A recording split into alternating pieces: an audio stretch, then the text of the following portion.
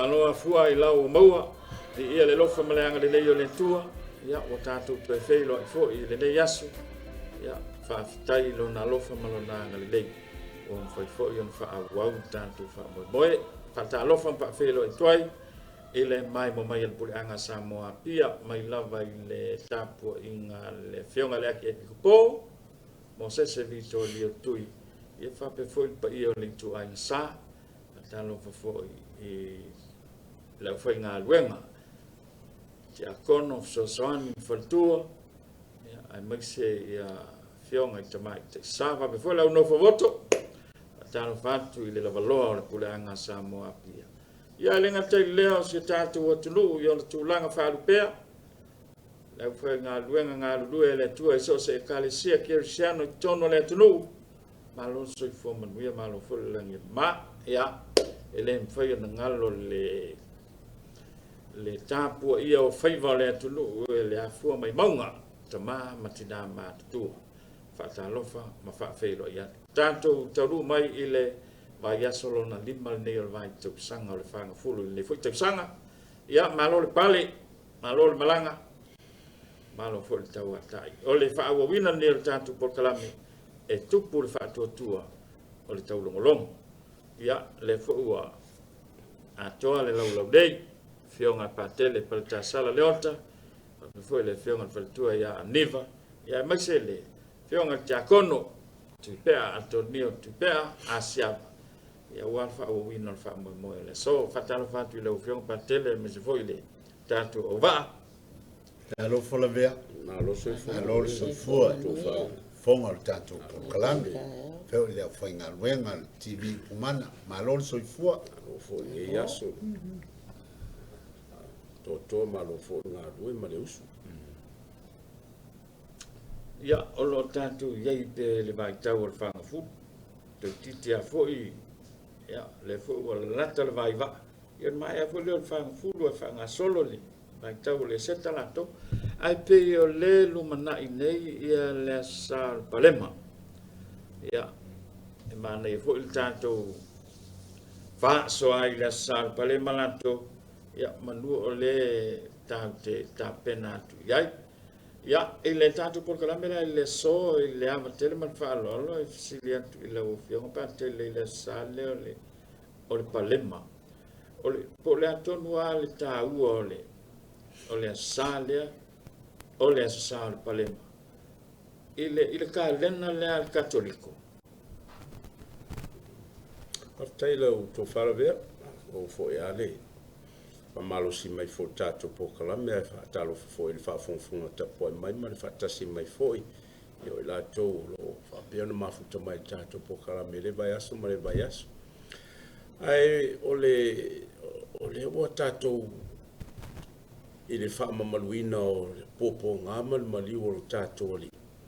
e a matala e sauninga e ta o le aso sal palem ole wingo ole palem pe o se fai longa fo le ole lau olive ole simple ole fai longa ole tupu ole afio mai ole mesia ole afio mai ole tupu ile fa le liwina ile nei fa la lang ne ile tu manga fo ia le atunu ole palema ia e fa ali e fa lo mai ai o afio mai le tupu o le fōlinga na ia a fō ia a fio mai se tupu soi fuanga de nei ma lo fo ia tato masanya ia e fio mai va lele pe fio mai se va tele a va tau e fio mai fo I lunga ma o na to telo la to fai malang fa tasi na ia saunga le mu soi fuama fa sauina ia o ele ngata ile ia ta vale mata o fio fo ia pe o mena a tau la ma lo I se fai nga malanga o se tupo se malo ma se atunu ia ona ia le tu lai fa lo ali malo leo ia po fita tau fo ia le na malo e mai fai tu lai fa lo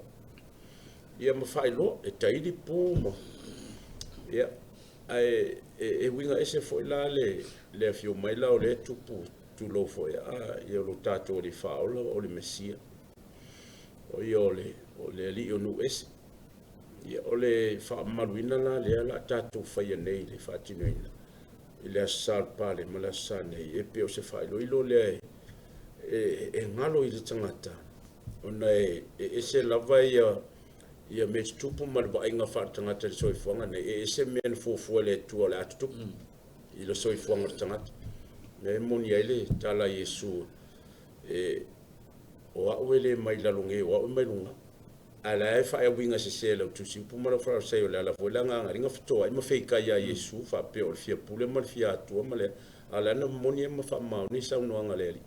o ne le ma ma le winga le o yo tu po ya lo mali ya lo oti ya lo fa koluse ya o fa pe ai na tangata ya ai o fa ku fa pe o la pule ya la tu ai le ye se fo ya na tu langa ia e pela ona ia la sa ne palema o le tele male e fatasi le tausanga na fa mamalu nei sa ringa pa ia o le this is the peak o le fatutuanga le kalesia ma le keusian ia ono o le fa mamalu o le vaso atoa o le tatou whainga malanga e le urufale o Iesu Yerusalema ia male manu na titi a Iesu o le asini o se whailonga o se tangata mawalalo loto mawalalo le nganga loto mawalalo ma le loto le lei ia whapena i tanga o le awa yaso ma le asa o soifuanga le nao le lang ia o na urufalele ia ia o la tau fola ia wawaila le pefunga kau whapulapula atu i tangata ia o la ema whaufaula atu o le tupu o le lalolang o kau whekuri ma fola solo ia me i lungo le awale fio kwailia ia le tupu ma le mesia i lungo le asingi ia le manu fo i ese ia whapenga makalo solo pa lema ma me whapena ia ma le lilo ia i la tole mea o le atupu ina yaso na o mai a le asar pa lema ia ma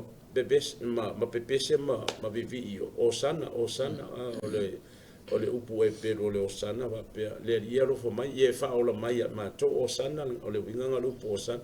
ia e fa ola ma to ia vi o ia o le winga na le upu o sana a ila to la ia fo ko amana malama ina walu ile suanga lo va tele le fenga malanga na mai aso a tau nu kolkota e pela ngalanga mo kwa kalikongo wa ile wa to matiti ele koluso Yesu ngo a pe o le amtanga na o tatu savalinga lea vai aso ta o le sasili ia Holy Week most sacred time ole o le fatu tuanga le kalesia ma lau kevisana mo le amatanga le o poponga malona maliu a pe ai malona toi tu la susa il taia o le vavia o le pola stona malama la sa le foi lai fola ile evangelia o le tala i poponga ma le maliu o Yesu le ngatala i le aso le aso sarpale ia e whapea foi la le aso Friday mali e whaingo o le Good Friday e si tato tala no se teimi le winga ape o la aso sae e amata mai whafole por se si upo o le sau o le solo tangatana o mai malala auma vivi ima pese mai u fale akulo manu ia o la me tupu nan manu ia e o la le fa so atu la to fale ve fa taila ve lo fiong pante ala so o fa winga ina o va nga le la fiong te kon ia o le va un fa taile evangelia wa tuana lewa ia saia te atu o le van a maia fa ta oto mai le talafu ia o le vai asasili o ne tua tu isi evangelia sa tala no ai fesili Yesu o le ase ko baba kusa wa sila le leila vea o le mata le vai o le ngaluenga a mata mai Galilea fa sawa i lava sawa tau mai lo Yerusalema o le tau nunga o le oti ai mani tua foi na fa ilo le mele le amatanga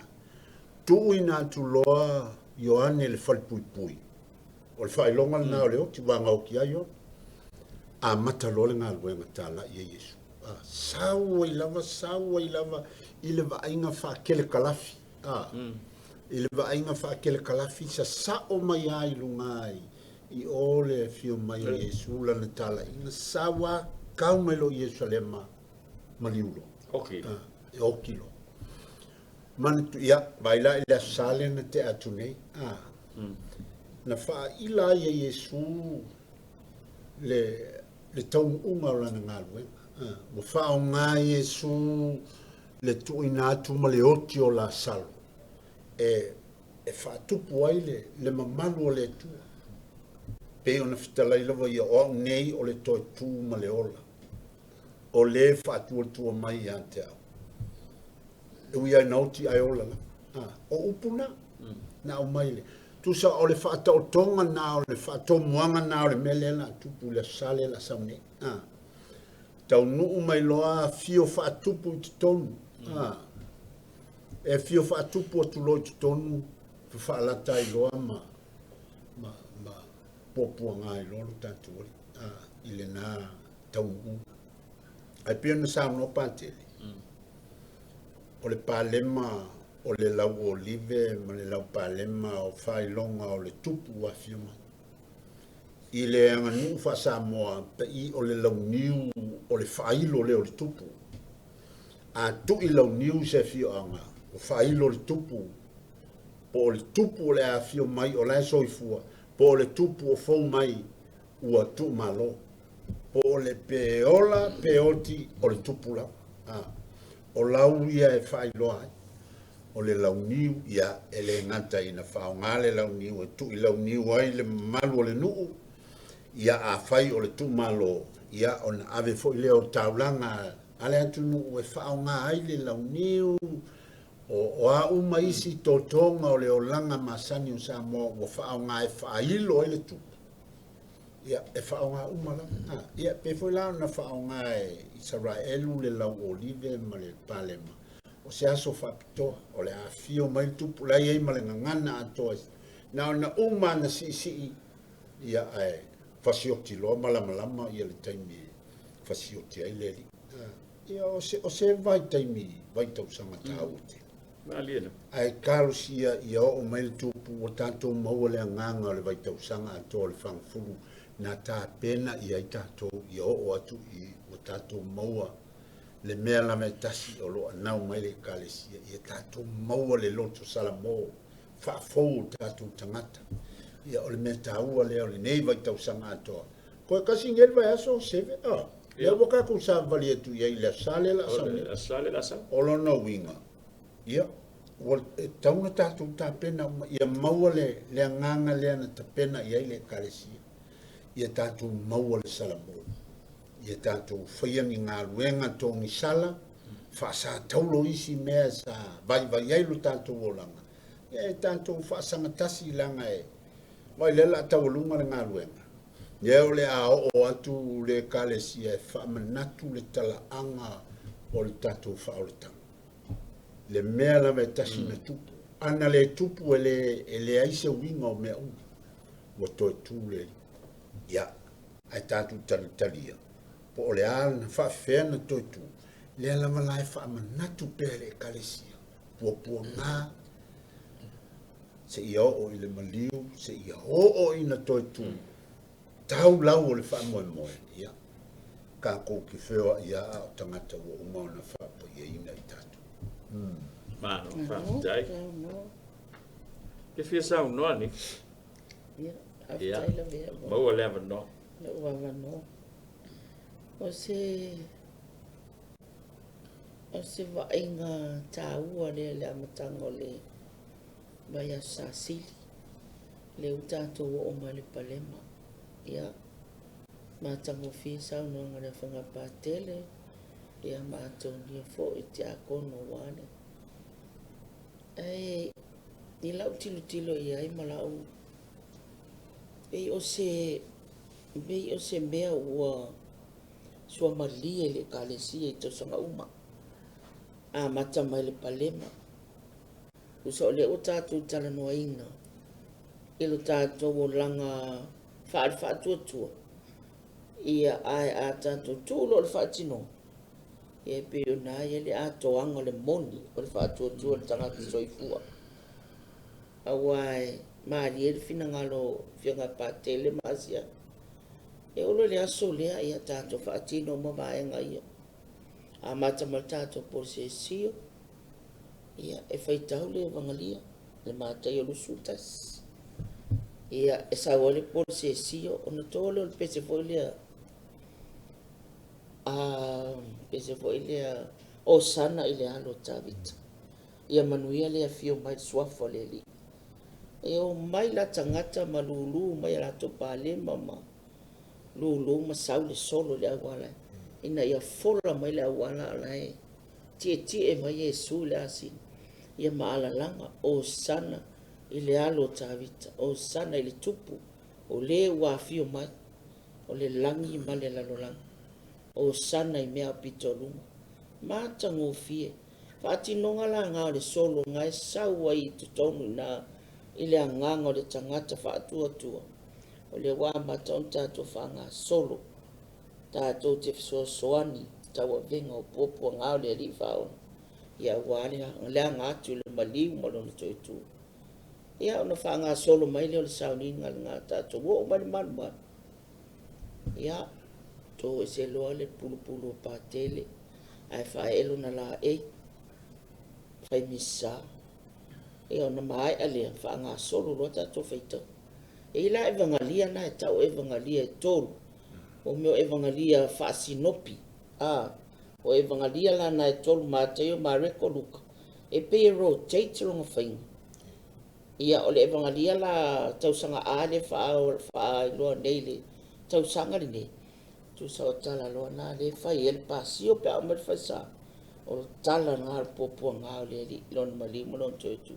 tātou ti mata i le aso le o le palema ai o se aso o leo tātou sau ni uni ai ma tātou langona ma tātou loa ai e le whaingofie le sau ni atu tātou ali whaola e tali o na popoanga ia ma whaola alo whaatai lo fionga pa tele ona ole ia fon sau no na tanga le vai asasi o le ufa nga le laula au le ole lau pama po le palema ai toi fa nga ma le manu le asini ti e Yesu ia ole alanga fo ia tanga o sana o sana o lai anga tu Yesu e loe e maliu ale ala langa tanga o sana o le malanga o le uanga e umai le ola i marsoi fuai ale se fe au lau fionga pa tele o tau mo moli mai mole au kirsiano i le sau ninga no to fala be a pe fe no fato mo on to nei sau ninga uma e lilo i manatu tangata o le ai fa tangata lo la to ia ma fo fa uma le tantonunga o le lalolangi e o ma fo fa wa i fo fonga le tu le lilo ele i ma fo fa wina fa to atu po ale mali o Yesu na o falata ele ia fo so la to lo e o fa la so no fa Sofia ele ti apolo ma te monia yuta na la yo na lo fa la ta no fa ko aku po ile o le momorio Yesu fa masinonga fa masingo pila ko ma ye na me o ma o le tawina nga ngi na fa sele ngi mo le ai o le taua o lo tatou auai whaakasi. Ka ko auai nei sauninga e taitasi le tausaga ona whaamamalu whaamana. No o le whaamamalunga le nei o poponga mali o Yesu o lo ka ko wana le malu. Tatou uma te to tasi tatou te uia umala wala le kolkota tatou te e upufo i o le tusi whaimisa. O le na oti matanu mia mai Yesu ke riso le baptiso o toi tu whaatasi mai Yesu. O pulana tau e te manwhauwhaua e ai te mitau le tātou te awai mai Yesu le posesi o anga ia tutono Jerusalem. Ia o haisi mea umakako awai whaatasi mori mau. O popo ngā o ilato umana alalanga I whawhai au kukongo malu koe ma tutono le pa Jerusalem mangwhai e nga koe aralanga fo e fasioti a te. Ia o lato ia wafo e lilo fo ia manatu tangata me lato po o mafuli wa malosi te lele le pressure mai o isi e tautua. Ia Yesu ma ia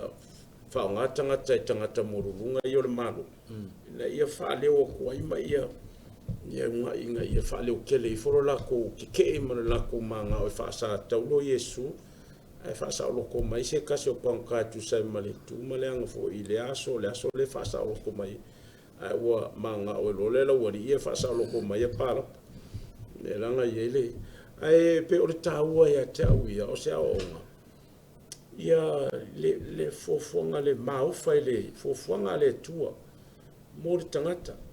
e la ngona fo I tino longo I loto le tau nei aso wai le fa pe nga fa malu ma fa manatu o mena tupu I na temi manatu ole fa tupu temi le tatu te fa tino ma fa pati o mena na ia Yesu ma tangata I nana po le fo I tupu temi le tatu te awai nei o atupula e le fa pe na fa manatu le fa pe na tatu savri pat ia o meo laina tupu pe fa sakalamita o Eucharistia o le faatunga Yesu la stofi mulmul na stopa ia le fo la tupu pe temi uma e puna pe le rofo le tu sakalamita o Eucharistia fa pe for fa malunga le procession mala sapa le mamalanga ia tu nei vainga o le folfolanga fo io o le evangelia e man tu pensa no le fa tu fo io o le faitau sanga e tolo le o le pima si ya lo ka ko vai tau nei le la ia ile o le sane o palemo o le evangelia Mateo ya ai o le frele pa ia e ta mau ale evangelia na tau sanga mo Ioane ai vanga na sapa le mai sui la evangelia o Mateo nei e so foi maluka ma Mareko ai o ya fa pe o la o folo ma fa tino mo foi e ka ko ke awai mala va fatinonga e tali foi tato ia o nei me uma ia tato ono sa I la vale o me sauninga ono ole o tato pale I le malo le tu e mafu e fa maluma o lo ka ko maku pala le o mo tato te anga e fa pa ina man ko fo ia o ngenga fa e se fa u se kupu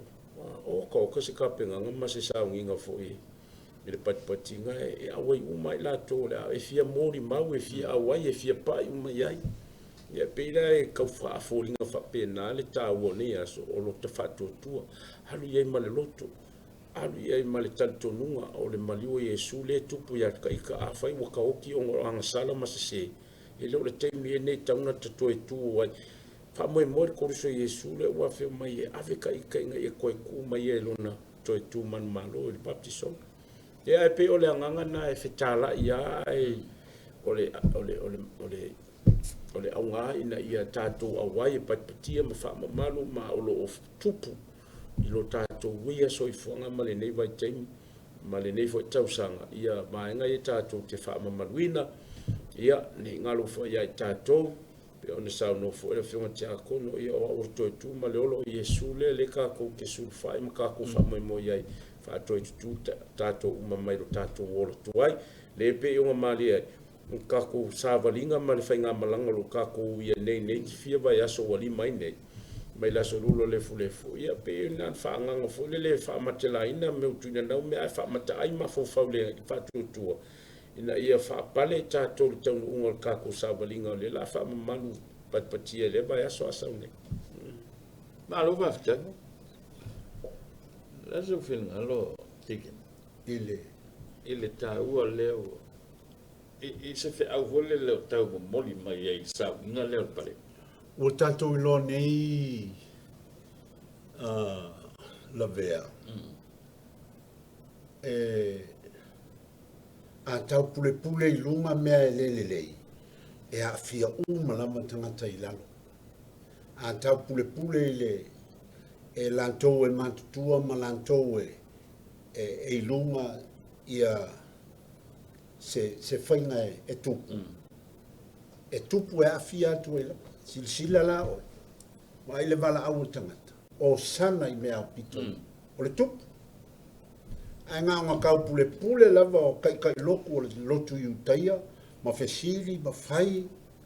Ma ka whaka avili I le whapolokiki. Mo moli I le kovanga ngā ia I lomba I le ngā kai. Mea e manga oi. Sui a tolo. Bokoia, ka ko fa longo I le tala o le poponga. na koe ala langa ka fasakau aisea tangata e vai a wa fase seina ma fa ele ina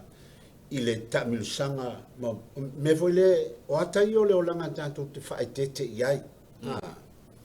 a wane i milo e le polokiki le soifua fa le fatu tua o tangata e tanto te fa alo le polokiti ma e lanto lo faia langa o lanto ia o leva ia le tanto ai e tanto tilo foi male malanga o la ia i tonu le fina ngalo le tua na te fesilingia le conscience le tangata uma po tonu lau fai unga fai le mea ina ia fua o ngā lale le savalinga wa silsila ia ile le asa tua na whaapupula le tangata na whanau mai o pong sa Yesu whaapupula le asa le te atu nei wa whaatoi tu wai le awa le oki wa whaakoi kua Yesu wa oiloa le la ngā fio ko le kupu ai o kui o wa ka viri a kamalai lunga o e moi fonga o wha masingo ma contem loai i leoti anga wha maingi ia le kupu ia le wa esele le winga le anta tu te va ia i leolanga la vea le lo popo le nga le ia o le tāua o le whaamanatu o puapua ngā o le tātua li tātou te tilo ai pēr whare whātua tua. Ma le tāua o le tātou tilo ma le whātua tua i menei. Langa e waka aviri angea. Ale ana o whai antu la vea taruai. Po tua tue. Ana le aisa o ninga te tele nei a le kalesia katoliko. E whaamanatu ai pēr puapua ua malemo. Malemo le tala lelei. Ka ko fa longo le pala ingo me le awo o fa mai isi o li e fa mai ele ai se menga kupu ele ai se kile se aso kilisi mas ele ai se ama la wo so e mata tusi ai le tepa le fatu tua o leva na fitala i tatoli amu ia e leva ai mai ai fatu tua mai pe le ansa no nei le ostaulanga o mata o le whaatuatua e whaamoe i ai le tātou sabalinga ni. A tātou le tilo ma le whaatuatua ngā o pala lava mea la e. Le wa maka ngā la lau mai lunga. Whaamasingo mai lea mea, whaamasingo mai bo pei o sao mai lea kua maama. A tātou e tala noa i le whaatuatua. Ia, o lau. Kariapu lea le vea. Nā ro whaafitai. Te whisa o la lifa. Kei o le haftai la vea mole. Kei o le tāua o le sauninga nei tātou te iei pēlunga le. O e te le po le whaamarmanga ma saunanga pā te le mātonia. O le tātou whaatinonga. Wā o le tātou o langa whale aso. Whale whaatua le ia. Le akako ke whaitaua tuspa ia. Tātou whaalongolongo i saunoanga Yesu. Tele fo tangata mama isa fa malolo ia o toe malolosi ona o le mana o le lifao o le mana o Yesu o lo mfai ona ia fai ba benga fa pe au tātou la tangata soifua te tāua tātou tali tonuina ona tātou wa o langa tātou wa i lo wa nganga taito tasi o tātou au ai po le afo le tātou fa atinongo de sauninga ma tātou o e whaatino, whaaleanga, whaaletino, koe whaatino i le tū, whaaleanga. A le tā mau lama le loto le whaatua tua le tangata. Ia maolai, e le mawhai fo ona fua mai. A le mātango fio sao ninga nei. A mata o le vai a sa sili leo la tātou ia le palema. Si tātou tilo fo i le nu o le atua. Po le a fo se la tō respond mai. A ngā i le. Anga il palema le la fai anga yatu ile astofio le vai asasili ma le asfarele ma le sa ma le stona vai pe fo na sa no ia fionga ya siava ia i tele tu mai fo le anga no le tau te ia ese a ma le finangalo le tua a ka ko wolo fina ngalo le tu fa tino vai ngai ya ile lo tai tonunga ia ta tu fa ya le fo ile Yesu o se lava tali tonu mai atia e manuia fa baba a o se le fai le amio le tonu ia ia le fai uma le tato ia a le o le afi I feli e po fa sala ina I pupunga e le mu fai una tato vai o me au mai le tato li fa ora e lunga tangata fo ile le mu fai una style tu la fo o lo fai mail tu spa ia pe le nganga nao so vai tau fa so atoi foi mo so sanya atoi ile aso sala le pale le amatanga o vai sa sin ia mal valon alo fa tai lava ole la au lau fiona pa tele ole se ta ole la au le ma fua yana au le tele o tanga le ngam au lo e o isi o ma kia I pai a o isi ke ba ia ma ke u fa le pale ma le o mo fa ha o la sta o lo fiona pa tele ma fua ngam ke u fa le la au de el cachon ia a fo I ole winga na male nganga I nei fa manatu mai tau sanga to tato fenga malanga me tupu I le tala anga matu atu me sa kako sa wai na yelo kako ia manatu mal fa mo ia le la o ki pa o le ko vai o ko kule ali a ole ata wala le fa manatu mai pe ia tato pe fa kolus taimi uma fa manatu mai el kolus ia tato o le fa longa le o le manu malo mai le oti male angsa e va pena fo la woli fa I lo mai ai le fio mai o tu o le mesia o le file mu o le sabali o le file mu le la woli ve ye po le palema la le e ona a uma le fa pa yanga la sa ona teulia ia o tu le si tau sanga pe a tala soifua le alofa malanga leo le tu e aulia I le soifua ma le ola ia ua mamango ona fa nga le toe au ma mai susunu e fai le fulifu a mata e foi le sabalinga le na foi vai tau ma le tau sanga o le fangafuru ia pe o le nganga le na o le pale mai le ngata e whamnatu mai le tā ua o le whatuatuanga tātou ma mena tutupu lo tātou talaanga e la wai mungu ia whaiva toi tō leli ia ai ka koe whamnatu fo e le lefu o le pale ma fo ngai mai fo koe whao ngai sunu mo lefu e whamnatu mai e tātou le loto maralo marsalmo o le fuefu ka ko mai ai whapena fo tātou e fo ai ave a mea le tua i le tu ma lo kafte e so fin ngalo vai ngale o te manutua ia sauna la vea ia soia o la titia no soi le fa so le fa o la titia o te manutua o le matou fale a folau sai ai na umana watu ia tuangane o lo tina e fasino il to ina le mea lai sau ele matang e ia le fwa umanga mala mai le so ke le asa ia le la au ke o le ala le mea le ina fa ele la au I dungole e ka fol kali ba ko fale ia ai fa to wi lo atu le so na le fa mer ko kusa o la sa wale maka imang ku mo me ku poko fale ku poko foi e ke e ile le wangi ia fa inga mai le fa ya umalale na le simeno tilo ia mato no fo ke ia lo ba ku sun e lo el tina ia me o pale mamang tafu folele o fa ya tu le lo mutua le makang mai lo tua le ai mai ile fa tua tangata sai ai nate fa mai e susunu le pale mai e fa asu e so ani e pui ele fale mai le fa e fa ben ia nga kapiri ala ile ia la ka ke ka alo ka fie ke le mol ku ko pale mai ka inga wa ta inafi mo me manga la fu foi nga le ka inga fie ko inga mal o makue e la langia ia la kapa le fa ye sun ma pale ma le mako ala e anu le fa kaminga ia fa mai le fa le tala le lo matua e au ngale asu e pui el tato fale mai le fa le sul pane io le ka fa ku le sun oi ia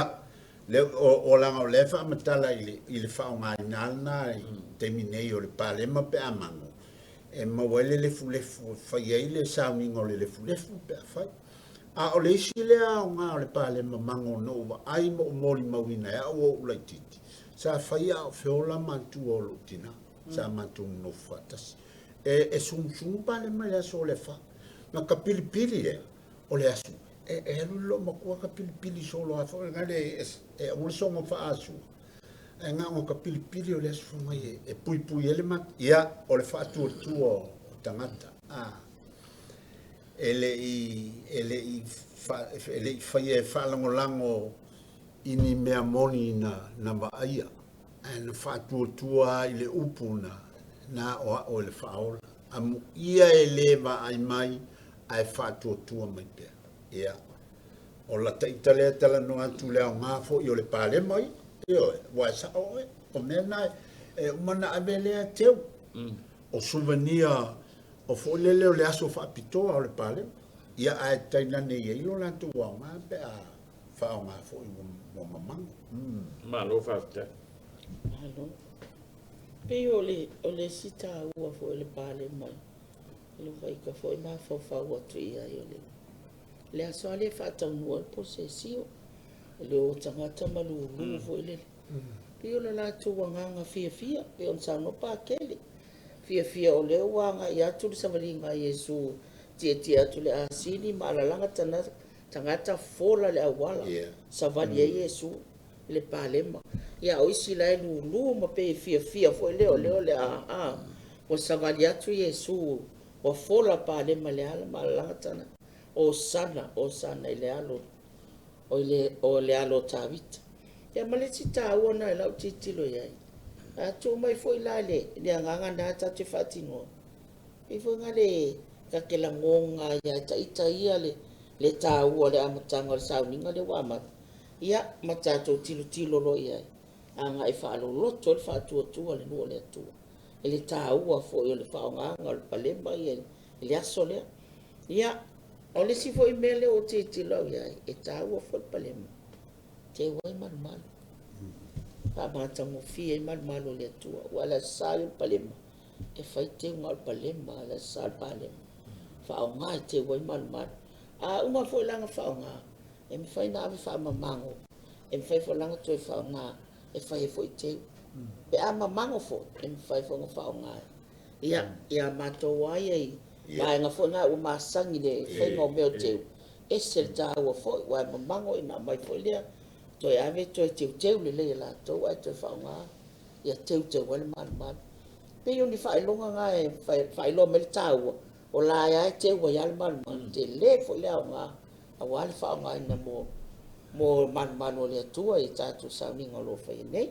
ia man fa lo fa te le va ni lo fiong pa te le posesio il time il palema e te tau no fai posesio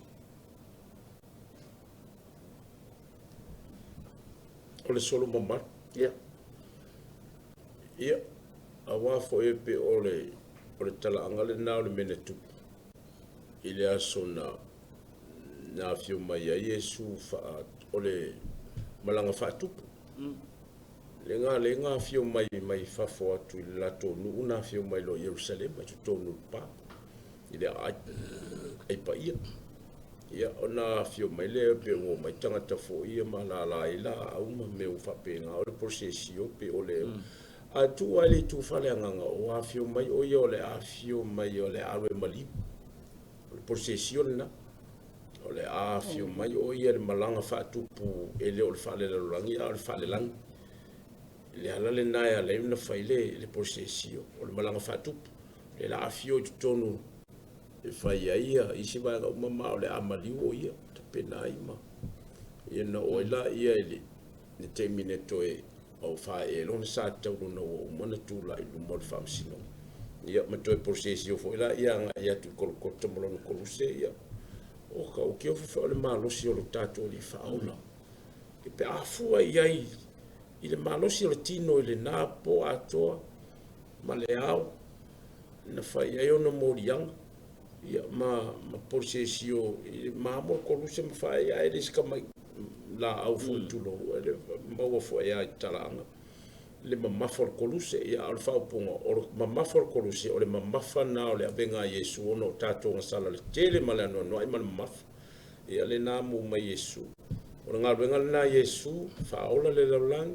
alo fa tangata fa mangalo ia ma fa pa ia ma fa manaina ma fa mai na tato na ia a o maliu Yesu o le fa tinonga na o tawalunga le na ia ile u fo le na langa yo i lungo koluse o uma ia apa fa ia le lana no toi tu ifa yo ia fa le lawas ai pe ia ole tonu nga ia o toi tuna ele fa penga malo ai le o ki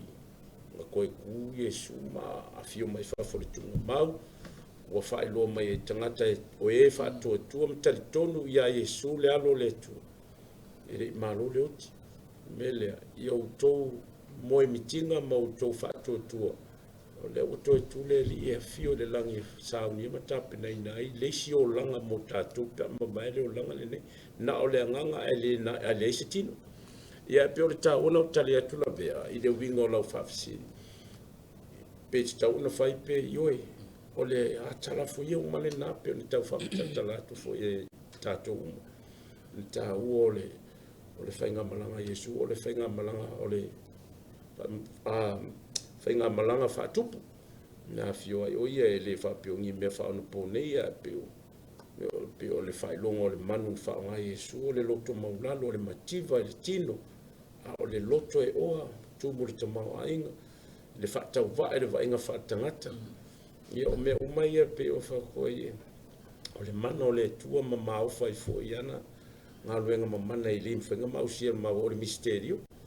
ia le ka ko ke so i fo mo la i fa tu o le misterio le ola o le misterio o fa tanga mai nga u ma ne fa tino ai nei sa nga u ma nei va so to ma so mo so i fo na lo fa ftai ni vai fi sam e pe le ba nga le tala mo i pa tele e se mata mo fi fo wale e te tau na whaile po se sio. Wai pe o waenga ia le amatanga ina ia whailoa ku le kalesia. Le tūlanga le wo ia le kalesia le taimi ma le taimi a. Pe a tilo e se si tu. A wa ale whati noa fo i mea ia. E tele na le malamalama le kalesia. Po ala sanga wata ingo le kalesia le la iai. Ia ne vai ne fo i vai taimi o le malima te tu. A wai pe o kikilo ku vai taimi ne. O kaule fa ia fo po se si. Ia o ia sole. Mama o le mea sa o po se si. Le fa tu o tangata a. Ia o ne vai taimi. Le bela ka wa nga molo a kwa le fa tu ma ka wa kwa nga o ile sa o po se si. O laka le me o mai ai. A o ia vai taimi le ta vai le o lo. Fa tu tangata. Pe le winga nga la tala fo ile fa malo si au fo ya e ta tau ona fa il posesio ma ina ia mala malama fo tangata ile atoanga ma le meo le o ia no na fa tu a wa le sa kai o ma termine o lai fa ya posesio ma mene o pale mo ia ai le o mal malama po la le winga da nga lo mai ma pepe se malulu ma fia ia la fo ile o tau fa tau la to po le ale winga tonu ai pe o le anganga le na la tai titi le foi vai tau ia pe o kau le foi por se fai a fisilia suisi tanga lunga ia ele se me o fese me la tamai na sa vali mai ia pe o na vai tau o ka le man na yo le kalesia na ia e lo mai foi o le ola fa tu ma la tele na mala mai va en o le kalesia le wanga ia le kalesia e me sa vai tau ne yo o le maliu mo le toi tu Yesu ia man falo alo va ftai kike ia o le upulena fa nga e pateli o le misterio e aluale i loa o le tangata nofo na o le atua i talatu alanga o le mele i kako ole se o fa mai au le alua kwa i le fa mai o fa mai le li ia kia fa mai le li ia kia a o le misterio lai i aso titele ia menta o le misterio o lona winga o le atua lai ai le isi atoanga e le iloa le tangata e taula le tangata le mena o le kalasia the grace of God o le atoanga o le misterio la na e tanu e tonu na o le grace le o le kalasia na le whaamanui ai tato na mawale o sina tato iloa ai a te lelu tato whaatua tua na tato malama lama le i le mea na lai o na savali Yesu le polsesio whaatupu tonu i Jerusalem. Malona silafia o le taungu unga lea o ifo i o tiai. A wā o lana savalinga. O le polsesio le ria le tusa ma le polsesio le tangata. Polsesio le tangata e fua i lona langona ma le mamau. Al polsesio le na fio Yesu. Al watu amal silafia Yesu le ngansango i el fefea. Malona silafia o le taunu unga o lana polsesio lea e oti aina. O lea nganga, o le taunu unga lea o lona malo. A o malo umaia ka kouia nga whaia le whai ungo sko ingo Yesu. Ia enga kaya inga. Lea fo ika ke whaalongolongo kua i kalaanga e kau malangalanga mai lava. E te le ni misterio na iloa el te malo o Pilato. Na faali iai ia Pilato ni mea ni faalangi ma ni faali alia. O misterio na o le tangata lea. O le tangata ese le tangata lea. E tūlanga ese al tangata le pango tale ilana ia no foi. Ia. O le misterio le na. Leanga a savali le tangata. Pe savali le polsesio. O le polsesio o le savalinga. O le savalinga e eilo na mafuanga. O le momolinga whaatupu o Yesu. O le whaaya e anga ma le whaamalunga whaatupu o Yesu. Nanga o Yesu o le tupu. A o le taunu unga o lana whainga malanga. Ia, o le oti. A o le nā oti. Na whanau mai ai le mea tele lava lea wala inga fia le laulanga. O le wha o le tanga o tangata. Ai whatoa a to tolo malamalama. Pe a whai te malamalama. I le misterio le atua lono inga o mea inga lua le atua le mwhaina wa ai o mata. Ua te ngofo mai kau wha makala mai le mea fua i lo loko a ua umanga wha ka oko le au nga le kalesia o misterio ia o le wha tua e sava vali ai tangata la tau te malama i le atoanga ma le winga o le saminga ma le vai asasili ni la vea ia o la u so aku Não vem pate. Mo le faso fo i le winga o procesio le tausanga ato ma tausanga te tasi e tolua procesio taua o le procesio le salpale mo o le procesio le tino ma topa ma le procesio le taulunga ino tausanga Yesu tupu o le langi ma la Universal Church o procesio taua le tausanga ato tausanga ole pe fo tau famta tala fo tia kon mo fatu ole procesio le malanga mamanu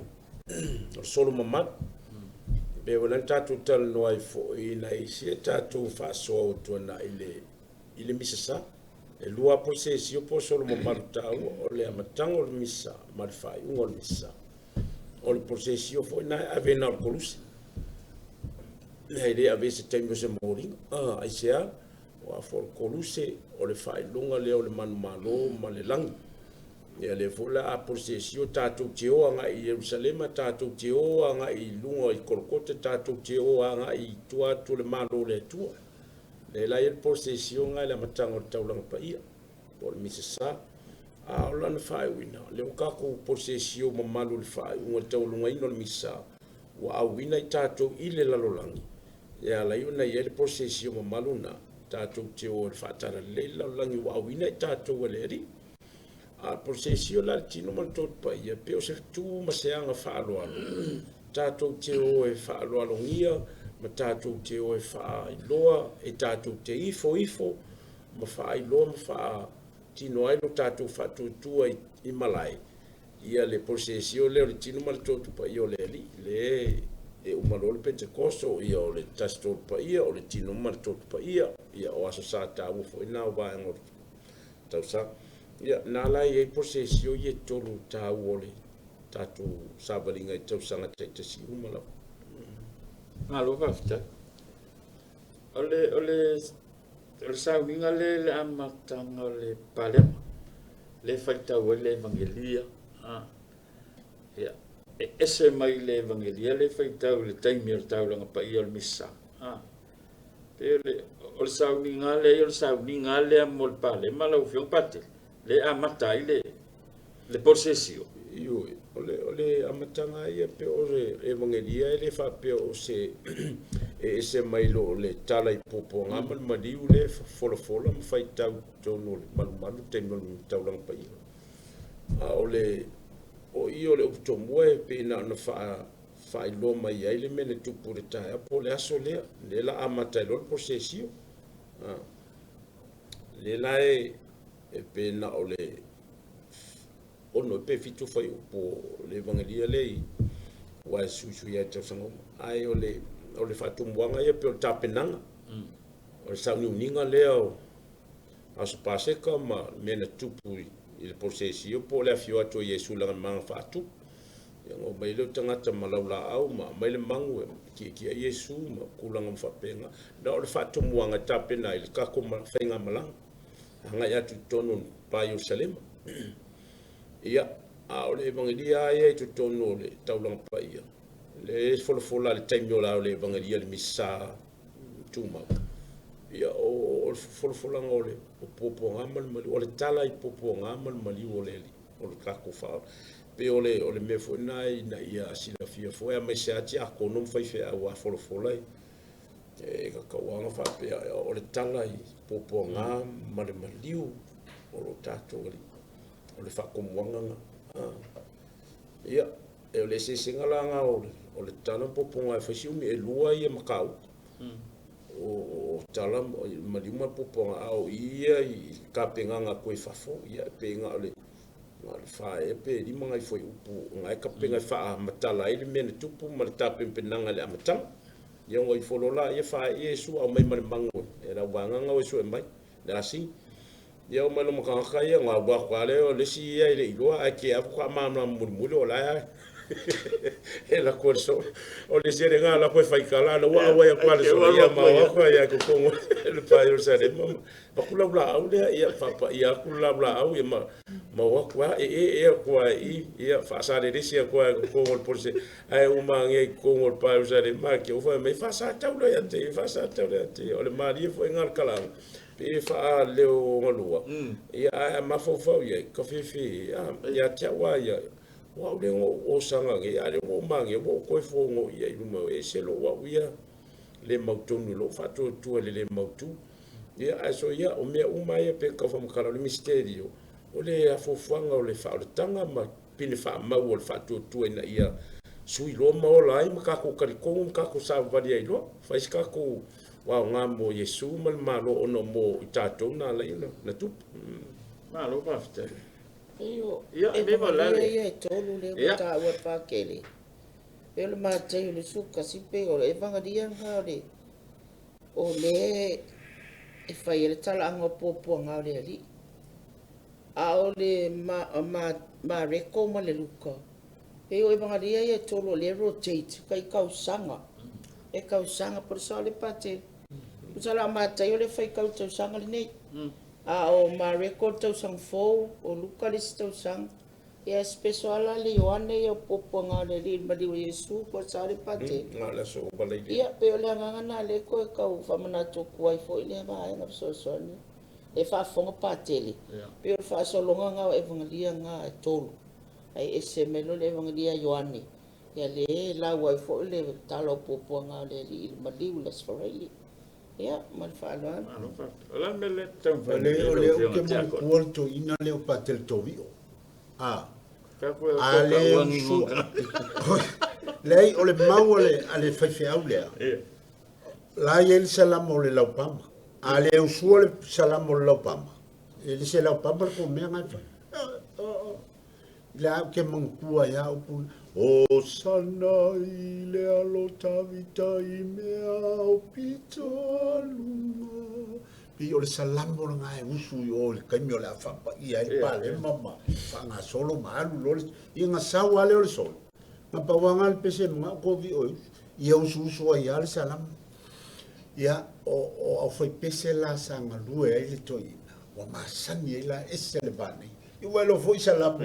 al toina i nā aso ese le mamanu ma nei o talu si o iei au fai pese o lanto manatua salamo na la vea La pese va kere. fa fe kaila ia manaia la Malo faftai. Ya, ona o leo vai atu fo tato taimi leo feo patele ya. Ka fo wala u ka ku se fo fa ngo matulunga ka ku kala me ma so ai mare fo le vai li le u ka ku ye fa popo ye ina ia no fo to fo ye fa i pese ma fo i pese le mele o polse o le pale ma wanga ka se al pale ma le ya ma si pale a fai o le pale ma usu pese fitau appropriate songs for him se mo sa pale o sa pale a usu ma ia pese le ngam po ia po tino ma to po yo le e ka wanga usu le ia vi inga ma pese fitau i mo sa ninga le afio atu Yesu tonu Jerusalem pe o vanga ta le pe a o isi foi fainga a fa pe o le e ka pe nga ngi pese fitau i mo sa ninga ia foi atalo e lau te mo sauninga sa va valia matalo at te nane foi ia vai te mo le o fang fulu e te talo e la wale lo sadio po ni te talo le isuanga lo fa te talo e talo fa ina ia fa mafofau tanga te taulai uma le mere tupu maleanga ia tu ton po le mere la ku ko Jerusalem ia e pe oni vai o volele le tu fa nga inga ia wangi kalangoa o le pisa o e pe ia o le ka fa ai o le mana ia o le mamanu pe ana tam fai tal no fa ia tatu au wai o lo no wingo lo au wai tu malo mafofa malo lo to ile sauninga le fai ile sau posesi wanga ia tu tono manu ia lau talo fitau ia fa pena fu ne bi ingo le sal pale ia pe se fa popokule a tono fo se tu la lo e matala fo ia ina ia fitau ile le sauninga ia watu e malatalo poponga man malio le li fitau i male fa talanga fe au po le kia kongo la unga ngas ia ai fa ko fo le tapenanga o manata to le la foto ai mo aso fia e le ba so ato e ono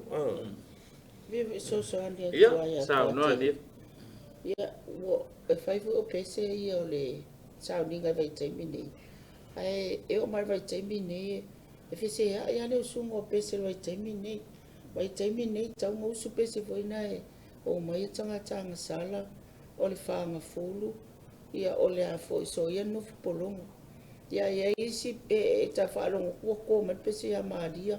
to ma pese la nga pa ia wo fa va se nga na nga yo tato e karesia ni vai tau apate o le wo o vai tau o le ia la ko ma le pese o le alo o le nga pa ia o le matitiva o le a ia ka unha folo ia la wo lo a tato pese tauna io le si foi me fa tu ina fo tato pule nga ina wala kula fa patele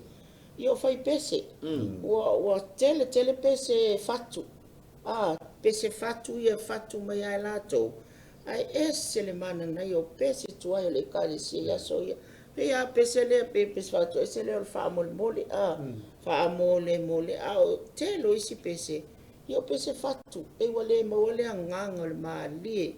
malmana io pese sa le kali si ia so asinga tu ala lo wat tau fo tata no foi fai pese wai alua ka ko pese ka ko lo le mele e kasi e pole wa ne pole ai a wale tau ai lo le fai ngo pese fa tu tuanga o le kale sien sa wai ia man fa lo an Ko te fofa ai pese. Ya, sa no lo feo ata kono. vi inga i mea pitolunga wa upule ole o iaso i manuia le tapenantu o le tanto puleanga mole le